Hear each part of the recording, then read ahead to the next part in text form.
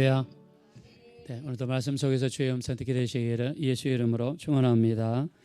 우리 귀하신 하나님의 말씀은 마태복음 21장 28절에서 31절 우리 다 같이 합독하겠습니다. 시작.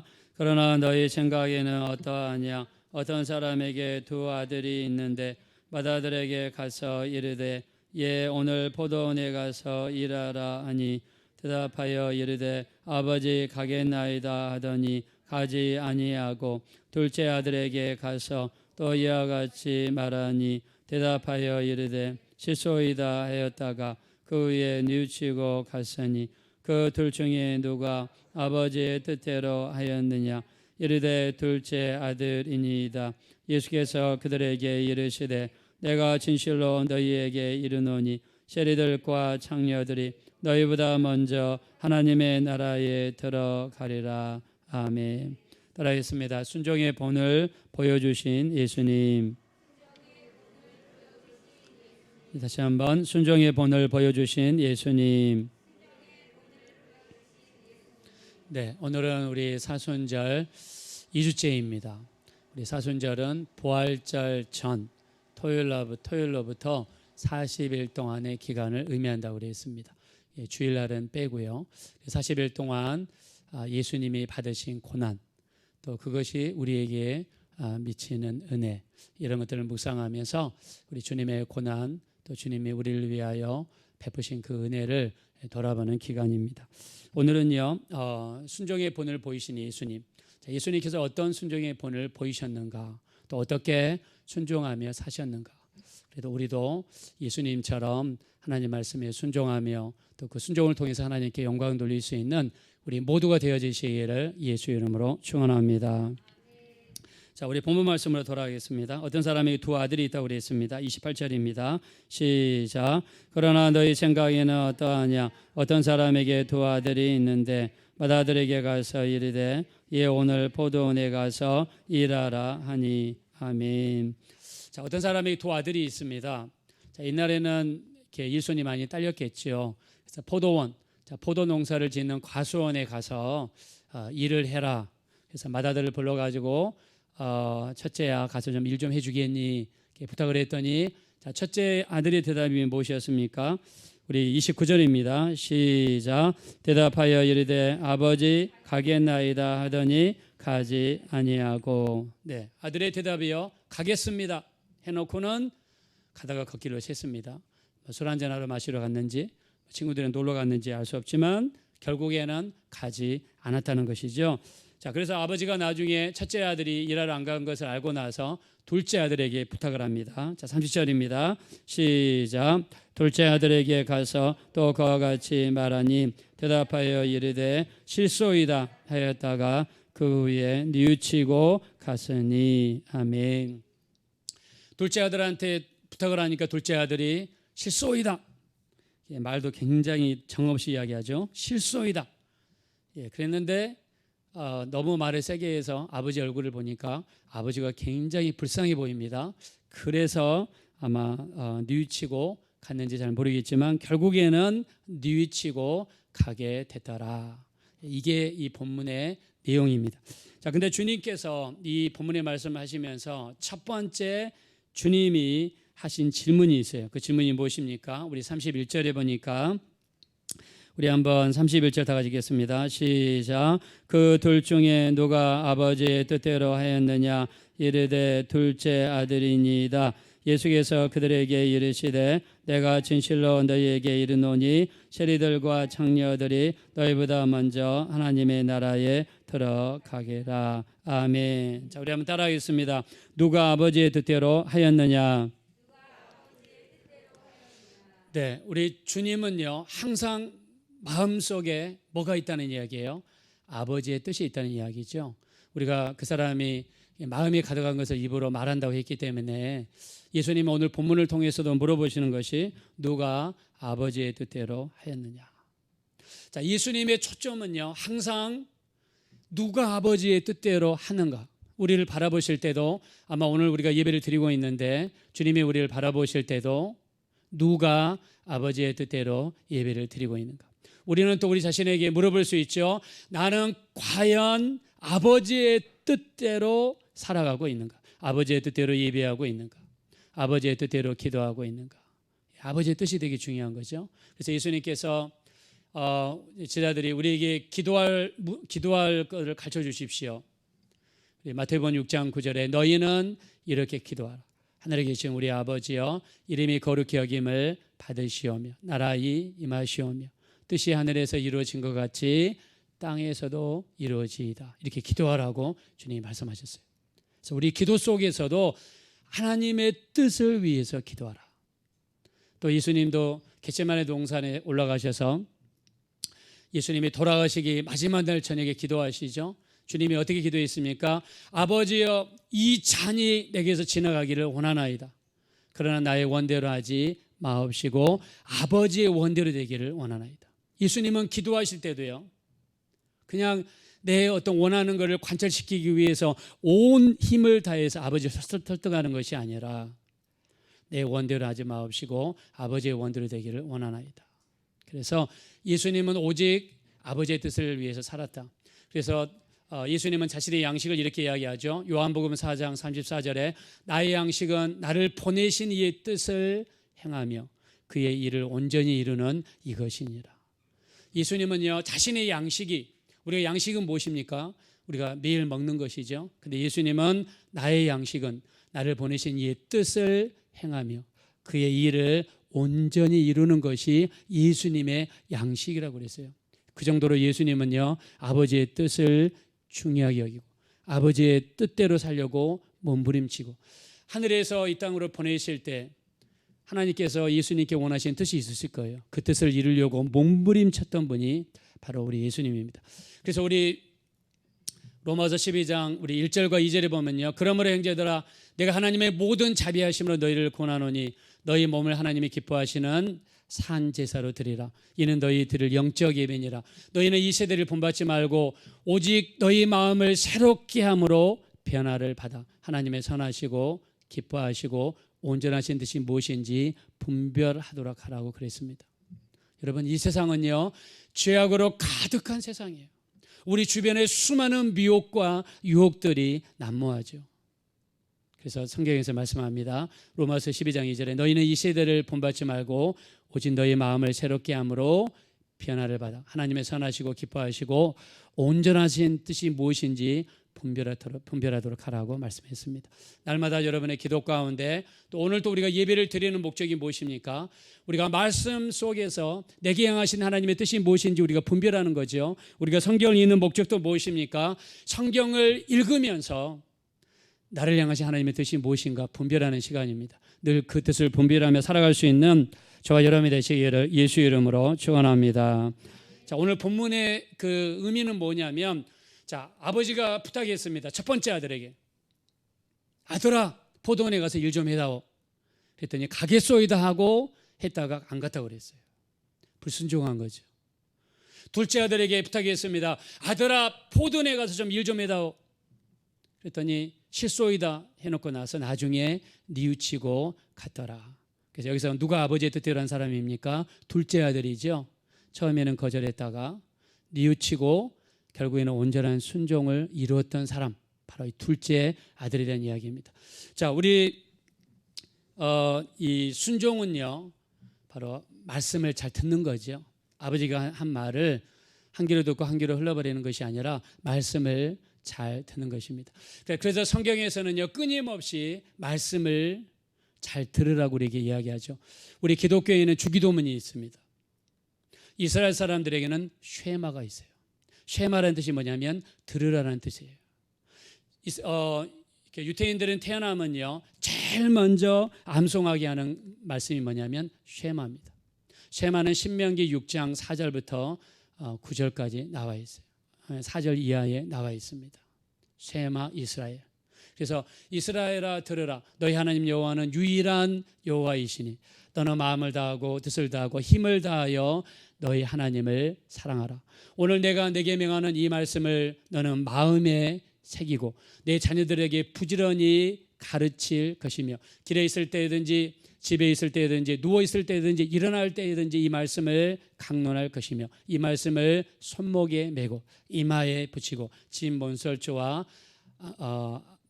문 앞에 기록할지니라 말씀했습니다. 체마는 뭐냐면 이스라엘아 들으라요. 뭘 듣습니까? 하나님의 말씀을 들으라는 거예요.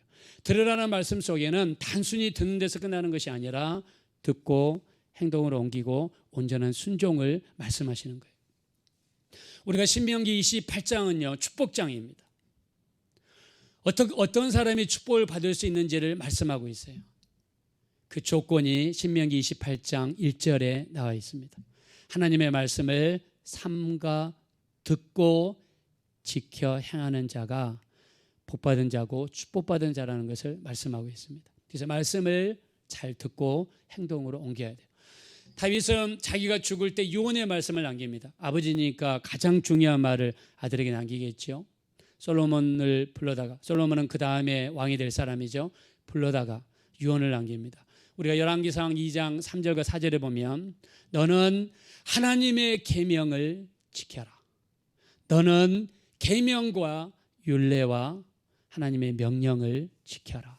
그래서 다윗이 죽을 때 솔로몬에게 자기 아들에게 가장 중요한 유언을 하는데 남긴 유언이 그겁니다. 너는 하나님의 명령을 지켜라.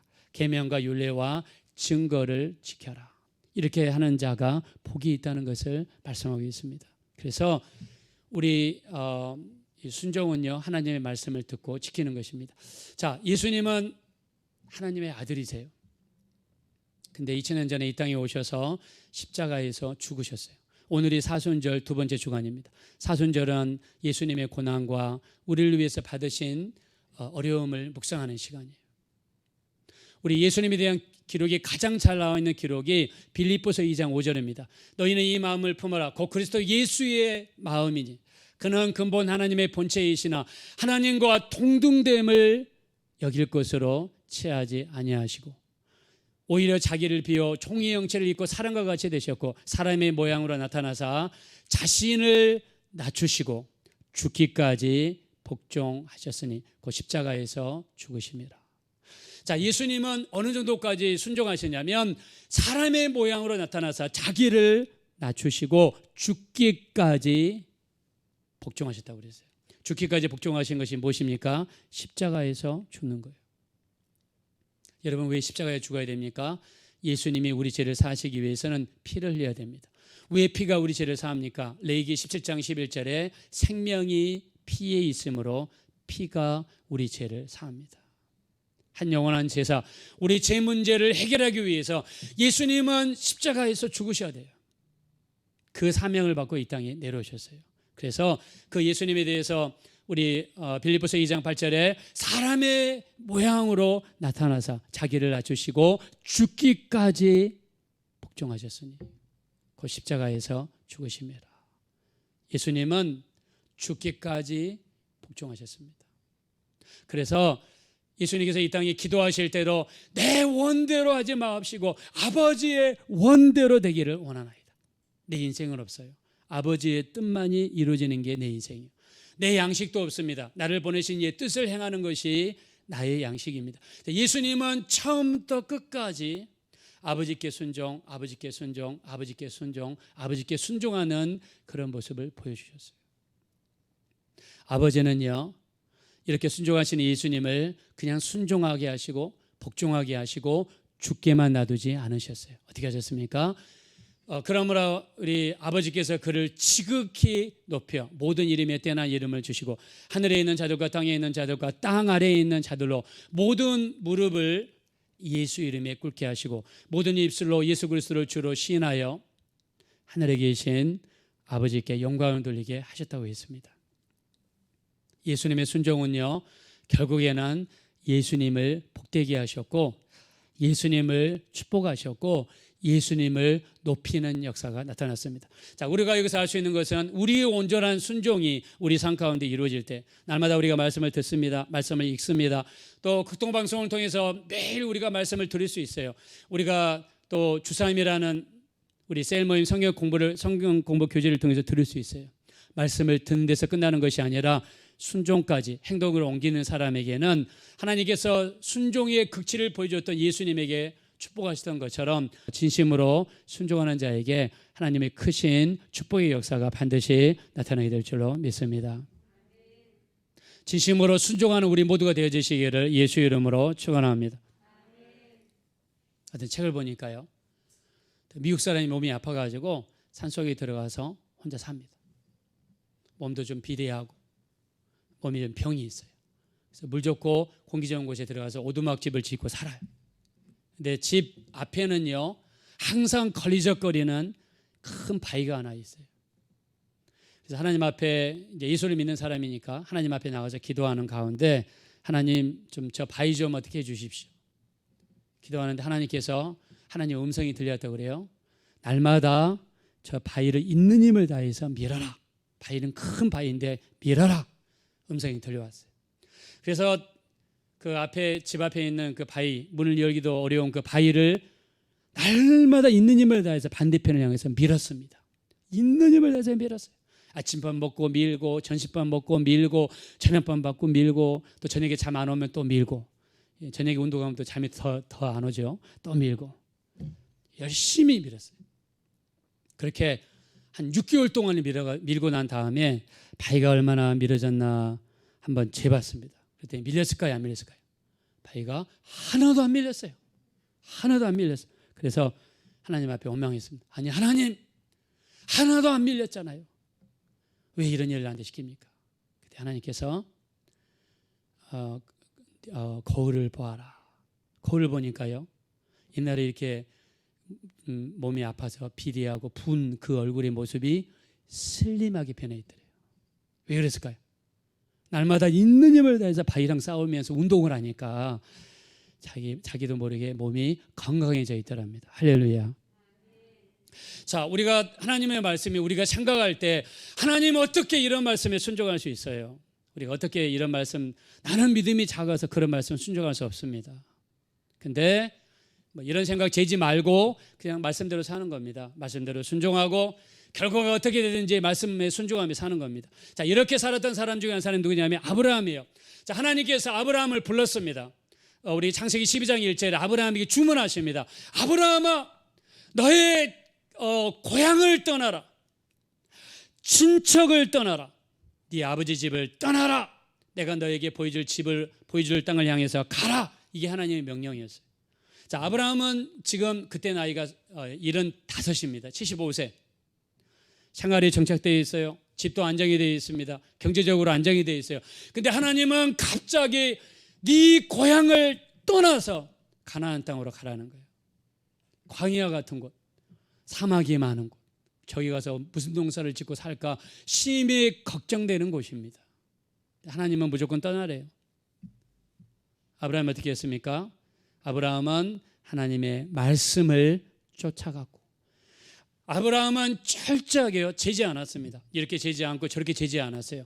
이런 걱정 저런 걱정하지 않았어요. 우리가 사람이 생각이 많으면 순종하기 어렵죠. 에이 모르겠다. 하나님의 음성이 들렸고 하나님께서 가라 하시니까 그냥 가겠다. 아브라함이 고향을 떠났습니다. 그리고 가나안 땅에 들어갔습니다. 들어갔더니 가뭄이 또 닥쳤어요. 아니 하나님 떠나라고 그랬는데 이게 무슨 가뭄입니까? 아브라함은 또 애굽으로 피난을 갑니다. 이렇게 저렇게 살다가 100살이 되었을 때 하나님께서 아브라함에게 이삭이라는 아들을 주시죠. 이삭이 한 12살쯤 되었을 때 하나님이 또 명령하십니다. 네 아들 이삭을 바쳐라.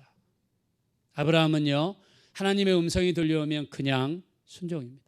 그냥 아들을 데리고 집에서 3일 걸려서 모리아산까지 올라갑니다. 모리아산 꼭대기까지 올라가서 돌이 있길래 돌 위에 있다가 아이를 묵습니다. 아마 나이가 어리니까 아마 한 차년이 정도 되는 아이였을 것 같아요.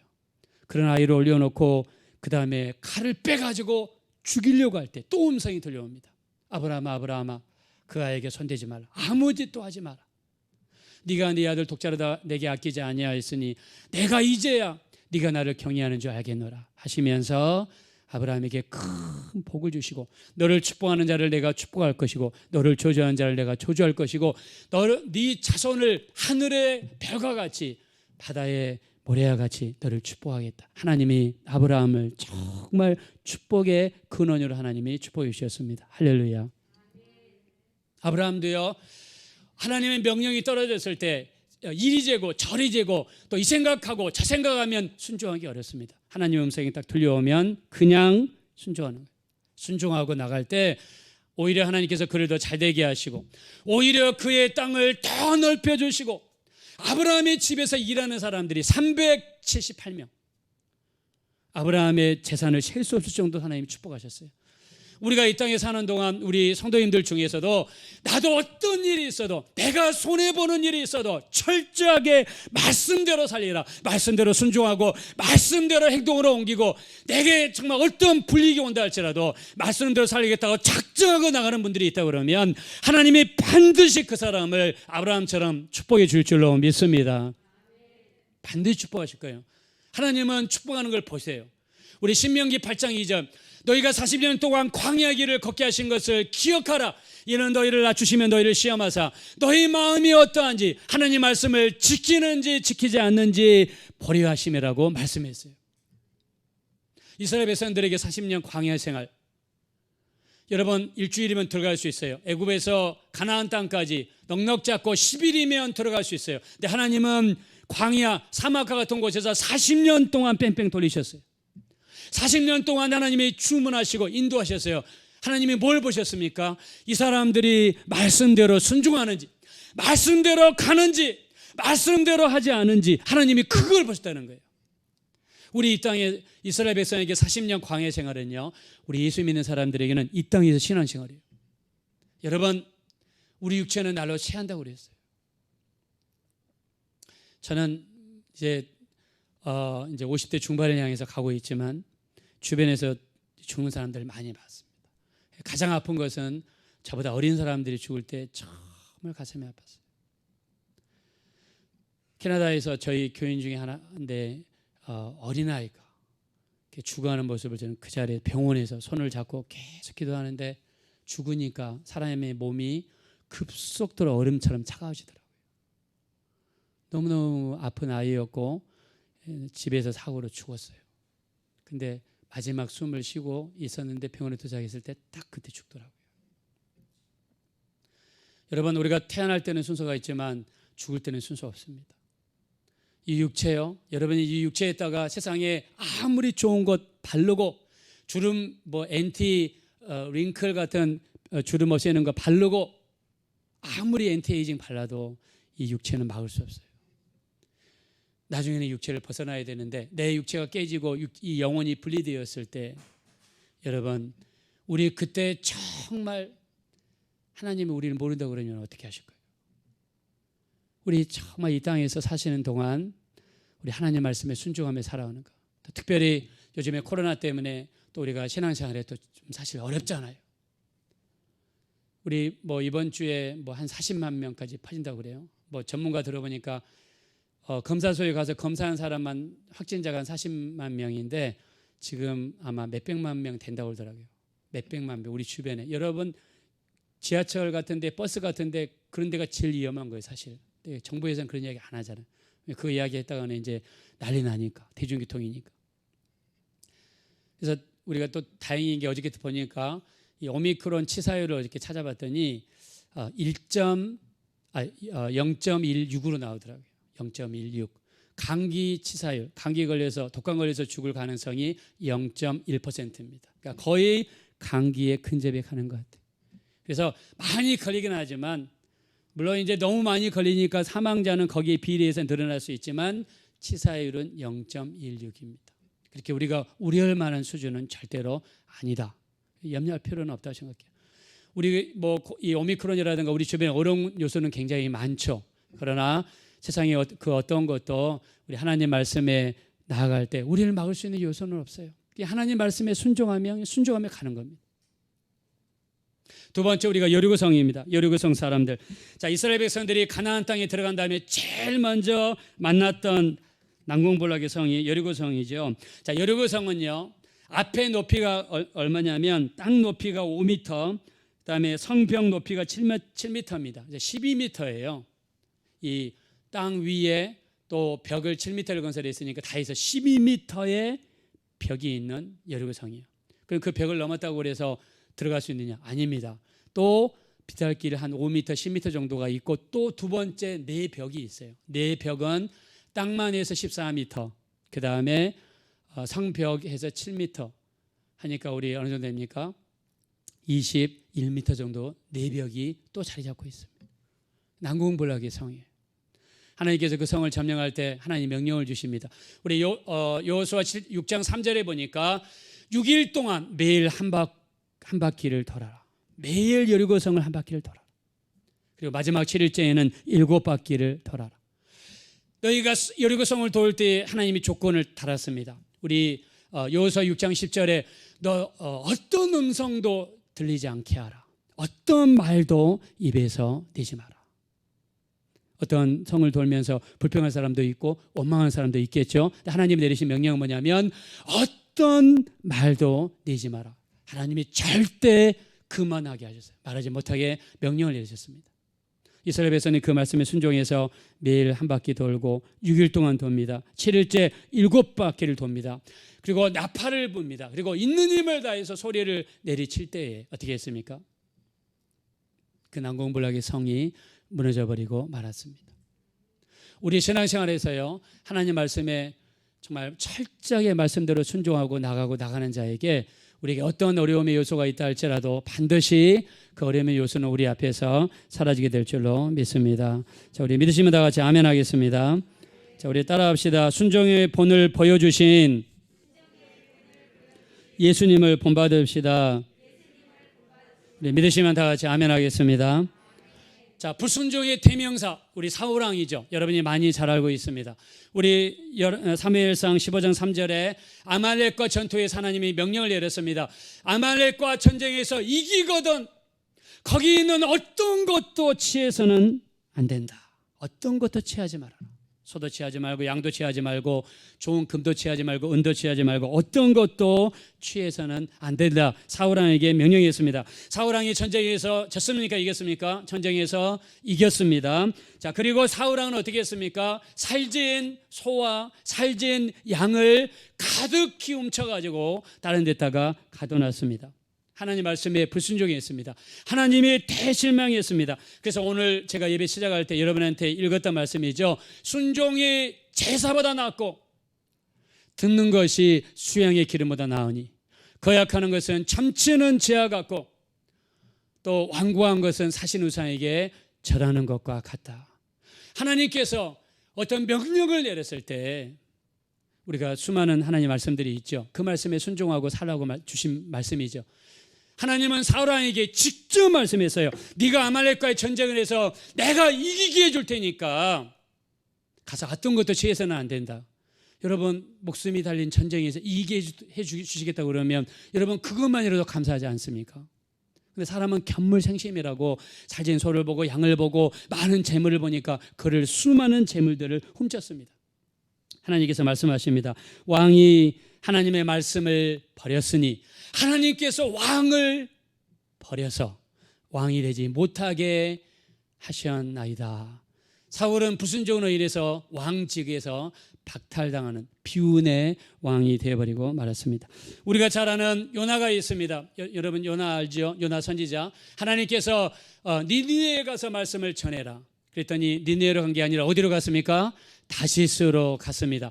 다시스로 가는 배를 탔습니다. 배를 타고 가는데 하나님 말씀에 불순종하고 니느웨로 가지 않고 다시스로 가는데 뭐가 다가왔습니까?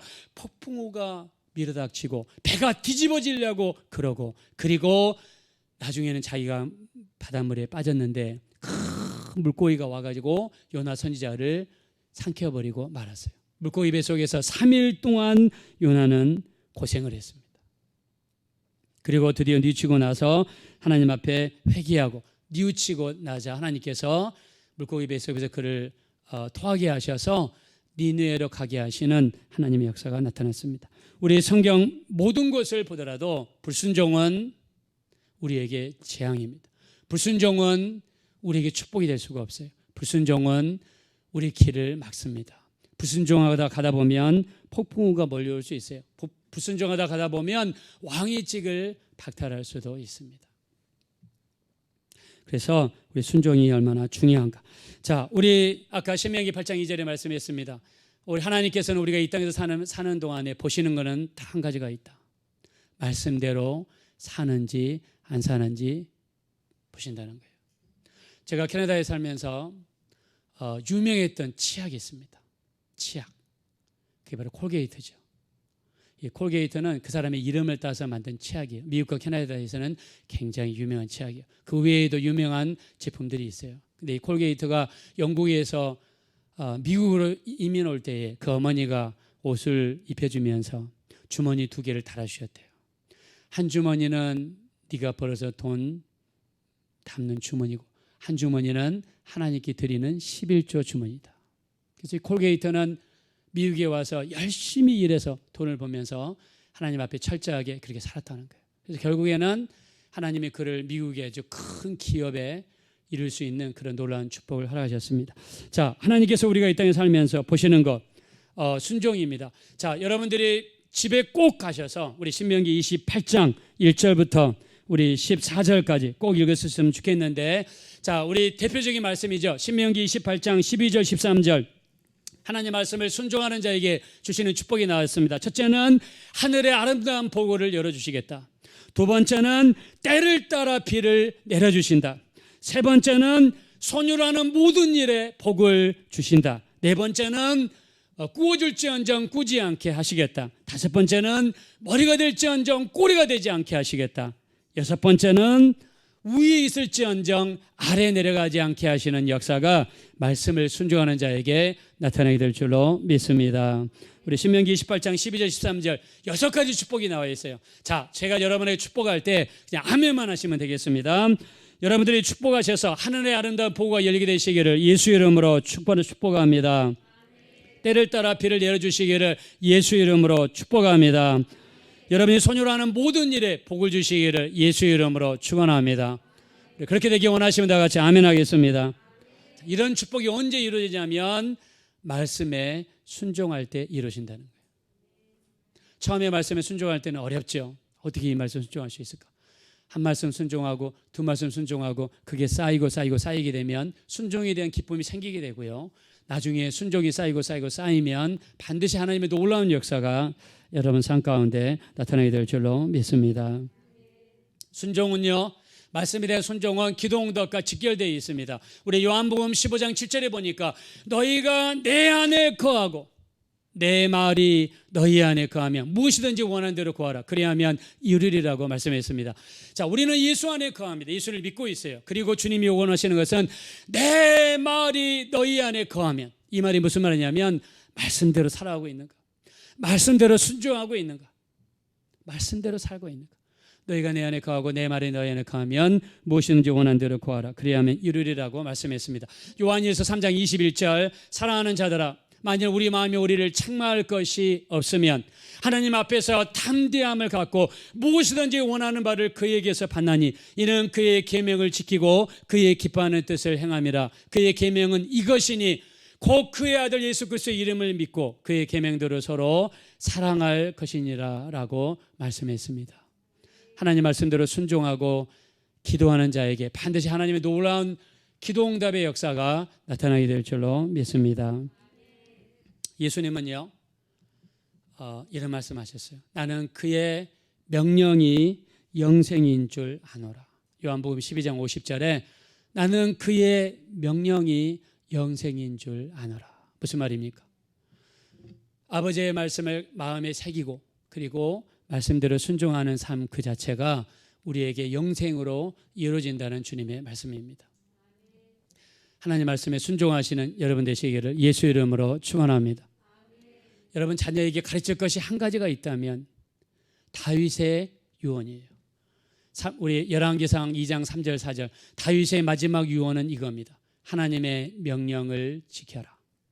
하나님의 계명과 율례를 지켜라. 이게 다윗의 마지막 유언입니다. 여러분 우리도 우리 자녀들에게 아니 우리 사랑하는 영혼들에게 우리가 남길 수 있는 마지막 말이 있다면 하나님의 말씀을 지키십시오. 순종하십시오. 오늘 우리가 예수님 하는 죽기까지 복종하셨더니 우리 아버지께서 그를 지극히 높으셨다고 그랬습니다.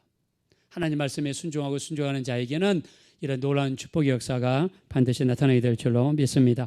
자, 오늘은 우리 사순절 두 번째 주입니다. 예수님께서 이 땅에 죽기까지 복종하셨다고 그랬습니다. 순종의 본을 보여주셨습니다. 예수님을 닮은 우리들도 정말 주의 말씀에 순종하시고 복종하시는 여러분 되셔서 우리 순종하고 복종한 자에게 주시는 하나님의 축복의 역사가 여러분이 이 땅에서 육체를 입고 있는 동안에도 이루어지는 것을 보실 수 있는 우리 모두가 되어주시기를 예수 이름으로 축원합니다. 우리 시간에 기도하겠습니다. 기도하실 때 정말 예수님처럼 순종하게 도와주십시오. 사람의 모양으로 나타나사 자기를 낮추시고 죽기까지 복종하셨으니 곧 십자가에서 죽으심이라고 했습니다. 우리 주님처럼 순종하는 삶을 살게 도와주십시오. 그래서 이 땅에서 순종하는 자에게 주시는 하나님의 축복이 무엇인지를 우리가 이 땅에 사는 동안 보게 하시고 느끼게 하시고 체험할 수 있도록 도와주십시오. 우리 말씀에 순종하며 말씀대로 살아갈 수 있는 우리가 되게 도와주세요. 우리 합심으로 간절히 기도하겠습니다.